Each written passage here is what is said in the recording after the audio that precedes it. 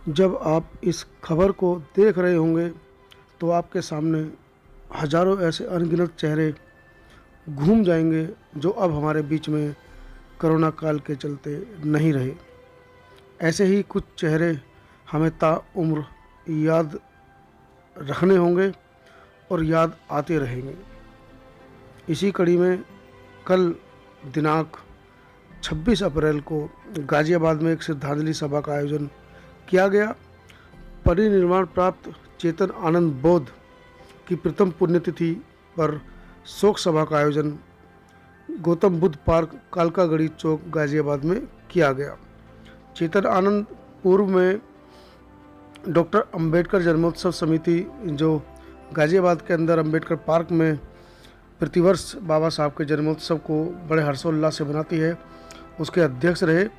Corona काल में वो कोरोना की चपेट में आए, लेकिन उसके बावजूद वो अपने फ़र्ज से पीछे नहीं हटे और पूरे कार्यक्रम को उन्होंने बीमारी के चलते पूरे कार्यक्रम में वो बने रहे। दिन रात वो खड़े होकर उस 3 दिवसीय कार्यक्रम को अपनी निगरानी में बड़े सफल तरीके से वो कराते रहे और आखिर में वो हम सबको छोड़कर चले गए। इसी श्रद्धांजलि सभा की रिपोर्टिंग मैं आपको दिखा रहा हूँ समता आवाज़ टीवी के माध्यम से। शोक सभा में हजारों की संख्या में समाजसेवी कार्यकर्ता दिल्ली एनसीआर और दूर दराज से वहाँ पहुँचे।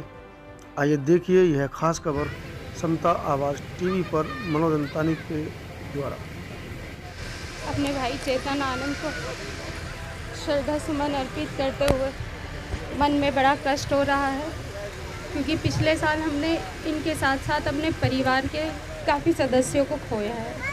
हमने और सब लोगों ने जहाँ पर जितने भी धमबंधु उपस्थित हैं सभी ने किसी न किसी को खोया और वो सब लोग किसी रिश्ते से जुड़े हुए थे, ये हमारे परिवार से जुड़े हुए थे।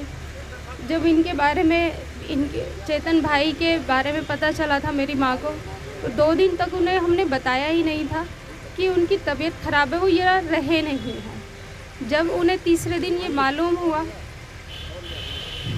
कि चेतन भाई अब नहीं रहे, तो उसके अगले ही दिन से वो इतनी बीमार हुई, दिन में 10 बार बोलती थी कि काश उसकी जगह मैं चली जाती, काश उसकी जगह मैं चली जाती। ठीक 1 हफ्ते बाद आज ही के दिन वो खुद भी नहीं रही। उन्होंने 5 दिन बाद ही खाना पीना छोड़ दिया। उन्होंने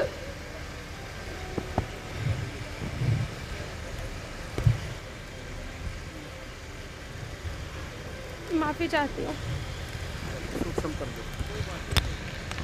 सर, नहीं बात रखूँगी। हम अम्बेडकरवादी हैं, हम बुद्धवादी हैं, हमें अपनी भावनाओं को कंट्रोल करना भी आना चाहिए। अगर हम अच्छे वक्त में खुश हो सकते हैं तो बुरे वक्त में हमें अपने आप को संभालना है। अगर हम अपने आप को नहीं संभालेंगे तो हम अपनी भाभी को कैसे संभालेंगे, उनके बच्चों को कैसे संभालेंगे। आंसू हमारे हाथ में नहीं है, लेकिन फिर भी कोशिश करेंगे हम पूरी तरह से, जैसे पिछले 1 साल से उनके साथ हमेशा दिन रात खड़े रहे, उनकी एक आवाज़ पर आते रहे हैं। तन मन धन से जितने भी प्रयास हुए हैं चेतन भाई के परिवार को मैं, मेरे बड़े भाई, मेरा मायका, मेरा ससुराल, दोनों ही तन मन धन से हम उनके साथ खड़े हुए हैं। मैं तो कहती हूँ सच्ची श्रद्धांजलि वही होगी कि हम उनके आदर्शों पर चलें, उनके विचारों पर चलें। इसके लिए समाज को कुछ ऐसा करने की आवश्यकता नहीं कि जी बहुत ज़्यादा रकम उनको दे दी तो उनका पूरा हो जाएगा। नहीं, उनके विचारों पर चलें, उनका प्रोत्साहन बढ़ाएं। ये नहीं है कि एक दिन हम श्रद्धांजलि दे दें उसके बाद मुंह मोड़ लें। हमेशा एक दीवार की तरह, एक सशक्तिकरण की तरह हम उनके साथ खड़े रहें कि उनको कोई परेशानी तो नहीं है। बीच बीच में उनके बारे में पता भी किया जाए कि वो कैसे रह रहे हैं, उनके बच्चों को कोई परेशानी तो नहीं है, उनकी महिलाओं को या उनके परिवार को कोई परेशानी है क्या है, हमेशा उनका ध्यान रखें। तो मैं तो पीड़ा उसी के घर पे झेली जाती है। मैं इस भरे हुए मन से कह रहा हूँ, 17 तारीख को कोविड पॉजिटिव हुआ, 28 तारीख को मैंने अपना इलाज किया, 4 तारीख को पिताजी एडमिट हुए, 45% सैचुरेशन रह गई, क्योंकि मेरे घर में पड़ी तो मुझे पता चला कि क्या स्थिति गुजर रही होगी किसके घर पे। मुझे पता चल गया कि अस्पताल की स्थिति खराब है, अस्पताल से आदमी इस समय इतना पीक है कि कोई निकल नहीं पाएगा। और हर किसी की पीड़ा यही है, पहले अपने घर को बचा लो। जिसके सिर से साया निकलता है उसको पता चलता है कि स्थिति कितनी भयानक हो जाती है। दुख पीढ़ियों तक चलता रहता है, उसकी भरपाई कोई नहीं कर सकता।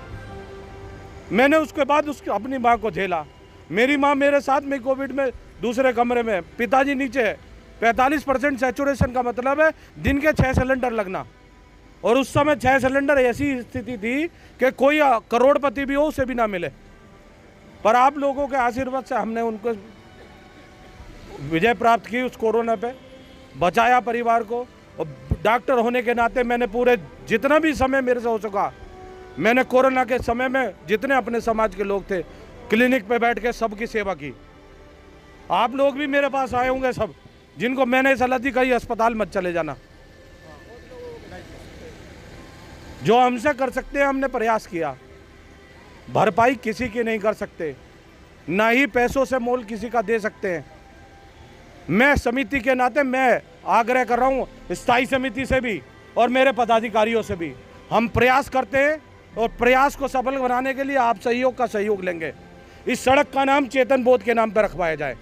मैं यहाँ के स्थानीय प्रशासन से भी निवेदन करूँगा, पार्षद से भी निवेदन करूँगा वो हमारे पहल में साथ दे, क्योंकि ज़िंदगी भर के लिए नाम लिखा रहेगा, ताकि आने वाली पीढ़ी भी इस बात को याद रखे कि चेतन बोध हमारे समाज का व्यक्तित्व मजबूत था, मजबूत है और मजबूत रहेगा।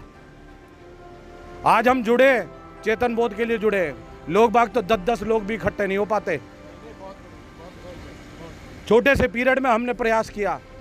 हमें दुख है कि हम कुछ नहीं कर पाए, उसके लिए बहुत दुख है। कहीं कहीं राजनीति की चीजें भी भेंट चढ़ जाती हैं। बाबा साहब को कई लोग तो कहते हैं महार है, कई लोग कहते हैं चमार है, कई लोग कहते हैं जाटव है। बाबा साहब को ही तोल दिया अलग अलग जातियों में, तो हम तुम क्या चीज है।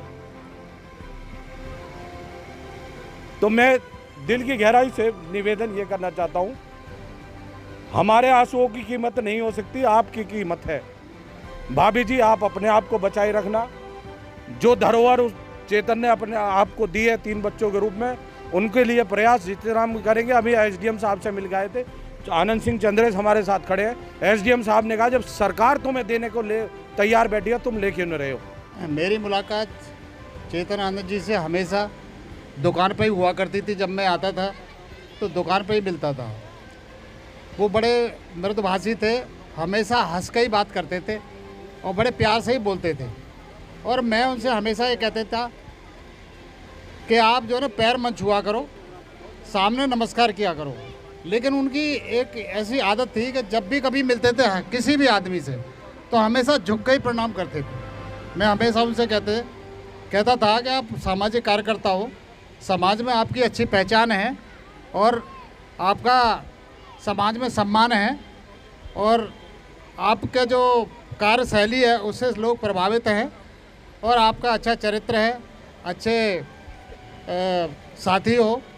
तो मैं उनको हमेशा यही कहता था कि हम आपके साथ हैं और आपको आगे बढ़ाने के लिए हम पूरी तरह से आपके साथ खड़े हैं। संकल्प लेकर आज जाएं, ये सबसे बड़ी श्रद्धांजलि होगी। यही उनका एक संकल्प था और यही बाबा साहब का मिशन है। मैं आप सब लोगों से निवेदन करता हूँ, मैं आपके साथ हूँ हर तरीके से, तन मन धन से, और समाज की जो भी सेवा मैं करा सकूँगा, मैं बौद्ध जी के संकल्प को पूरा करने का प्रयास करूँगा। ये एक सबसे बड़ी श्रद्धांजलि होगी और ये संकल्प लेकर जाए। और जो चुनाव लड़ रहे हो वो भी त्याग कर दे, ऐसे मौके पर वो त्याग कर दे कि नहीं, हमारी भाभी, हमारी बहन, हमारी चाची, हमारी ताई या हमारा भैया चला गया, उनकी याद में हमने एक अनूठा काम किया, तो उनको पार्षद बनाने का काम आप लोग करें। घर घर जाने के लिए, अलग जगाने के लिए मैं तैयार हूँ, मैं समाज के लोगों को चलूँगा। जय भीम, धन्यवाद, साधु साधु। तो बोला, मैं उस बात का समर्थन करती हूँ।